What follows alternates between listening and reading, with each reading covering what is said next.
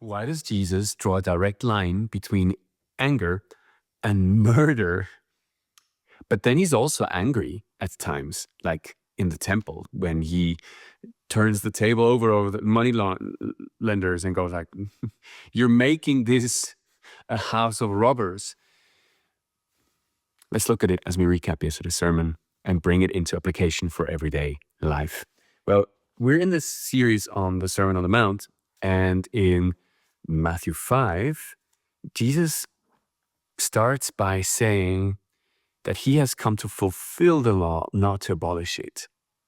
And that he says that, then he says that the way we live, if we want to follow his teachings, that we have to, our righteousness has to be better than the ones of the Pharisees and the scribes. But what was that righteousness? They were living according to the commandments of the Old Testament.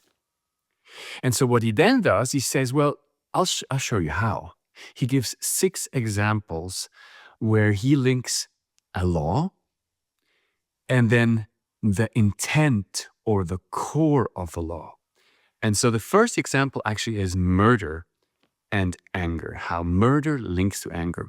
Interestingly enough, murder is the first recorded crime in the Bible. It's the first time somebody does it. The first sin, however, from the second generation is Cain and Abel. It's misdirected anger because God meets Cain in his anger. And he goes like, I know you wanted to sacrifice and your brother's sacrifice has been accepted by me. Are you doing well with your anger? Is that the right type of anger? Should you be angry at your brother? Is the amount of anger, is that correct? So the issue with the anger of Cain was not anger itself. He could have been angry at the sacrifice, angry at himself. It would have led to change, right? He was angry at his brother for him being successful with his sacrifice. And that ultimately led to murder. Jesus says that there's a trajectory, and the trajectory that Jesus draws from anger to murder is actually 2 steps more. He says, well, when you're angry, you will be judged. That's what God does with Cain, right? He discusses it with Cain. Are you right to be angry?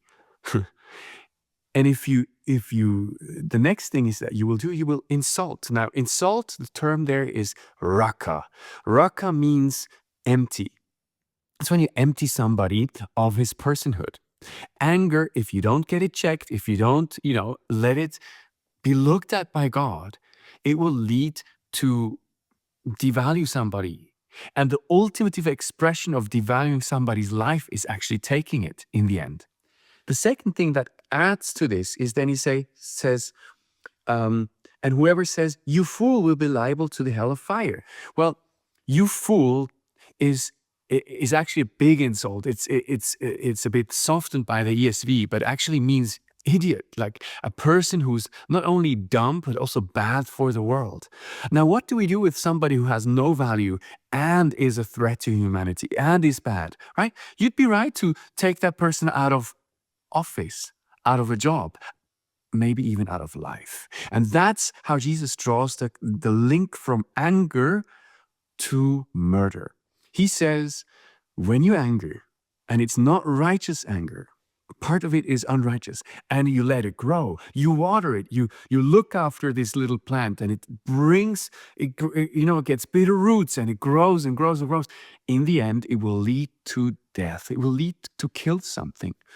If not a life, it will lead anger when it's, full throttle comes out. It will lead to the death of a relationship or to the death of the confidence of a child. It will lead to kill something, to destroy something. And that's how Jesus links anger to death. Well, now what's the application? Should you not be angry? Well, yes, you will get angry today, maybe even at this video, who knows, right? The question is, can you then present your anger to God and look at it and go like, where is it righteous, where is it unrighteous, and where it's not, let it go.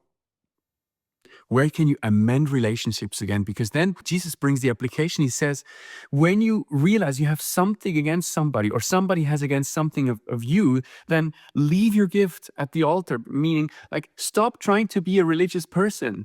To stop sacrificing. Go home, fix the relationship, then come back and come to God again. Well, that's basically the application. Cannot get more practical than this.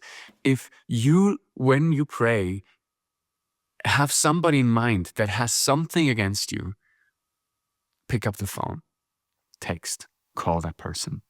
That's application. How would it be when we as Christians have the policy of fixing relationships now? How would marriages look like? How would families look like if conflicts would be addressed in the moment, in a good way? How would governments look like? How would the world look like? And that's how Jesus says, well, this is the righteousness that he truly wants. God bless you guys. Have a wonderful week.